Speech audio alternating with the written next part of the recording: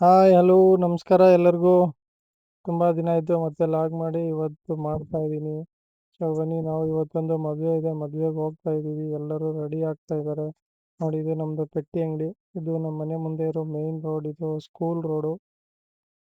ಈ ಸ್ಕೂಲ್ ರೋಡಲ್ಲೇ ತುಂಬ ಮಕ್ಕಳು ಓಡಾಡೋದು. ಅದಕ್ಕೋಸ್ಕರ ಮಕ್ಕಳಿಗೋಸ್ಕರನೇ ಅಂತ ಒಂದು ಪೆಟ್ಟಿ ಅಂಗಡಿ ಇಟ್ಟಿದ್ದೀವಿ.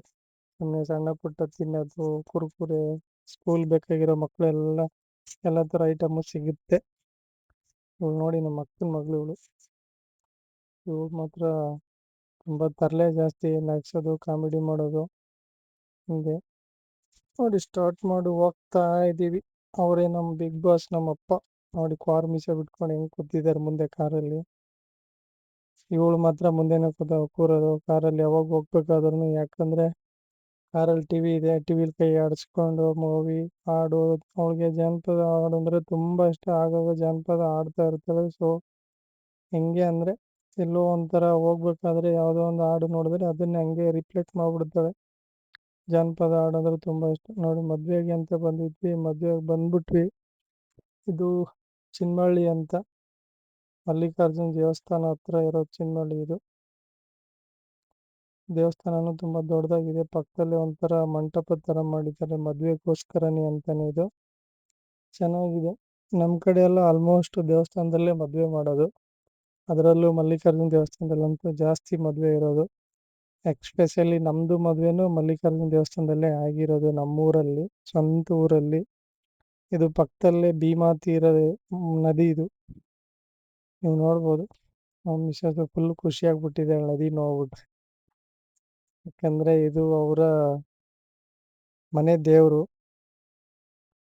ನೋಡಿ ಭೀಮಾ ತೀರದ ಅಂತಕ್ರು ಅಂತ ಮೂವಿ ಮಾಡಿದಾರಲ್ಲ, ಅದೇ ನದಿ ಇದು ಭೀಮಾ ತೀರ ಅಂತ, ಭೀಮಾ ನದಿ.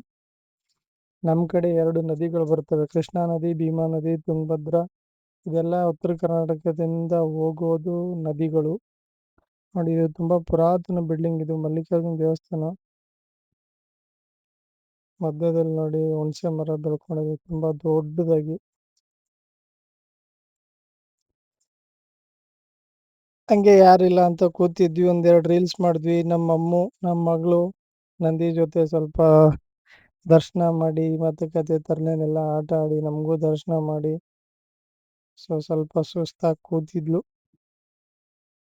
ನಾವು ಟೈಮ್ ಸಿಕ್ತು ಅಂತ ಒಂದೆರಡು ರೀಲ್ಸ್ ಮಾಡಿದ್ವಿ. ನೋಡಿ ಇದೇ ದೇವಸ್ಥಾನ, ಮೇನ್ ದೇವಸ್ಥಾನ, ಗರ್ಭಗುಡಿ ಅಂತಾರಲ್ಲ ಅದೇ ಇದು.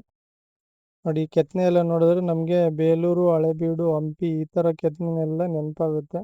ಯಾಕಂದರೆ ಈ ಥರ ಕಾಣಿಸೋದೇ ನಿಮಗೆ ಬೇಲೂರು, ಹಳೆಬೀಡು ಅಂದರೆ ದಕ್ಷಿಣ ಕರ್ನಾಟಕ ಕಡೆ. ನಮ್ಮ ಉತ್ತರ ಕರ್ನಾಟಕ ಎಲ್ಲೋ ಒಂದೊಂದು ಕಡೆ ಈ ಥರ ಕಾಣಿಸುತ್ತೆ. ಹಂಪಿಲೆಲ್ಲ ಇದು ಸಿಗುತ್ತೆ ನಿಮಗೆ ಈ ಥರ ಡಿಸೈನ್ಸ್ ಎಲ್ಲ. ಸೊ ಇದನ್ನೆಲ್ಲ ಹಿಂದೆ ಚಾಲುಕ್ಯರು, ಗಂಗರು ಅವ್ರ ಕಾಲದಲ್ಲಿ ಕೆತ್ತಿರೋ ಕೆತ್ತನೆ ಇದು. ರಾಷ್ಟ್ರಕೂಟರು ಎಲ್ಲ. ನಮ್ಮ ಮಿಸಸ್ ನೋಡಿ ಫುಲ್ ಖುಷಿಯಾಗ್ಬಿಟ್ಲು ದೇವಸ್ಥಾನ ನೋಡಿ. ಅದರಲ್ಲೂ ಮನೆ ದೇವರ ದರ್ಶನ ಮಾಡಿ ಜೊತೆಗೆ ಹೋಗಿದ್ವಲ್ಲ.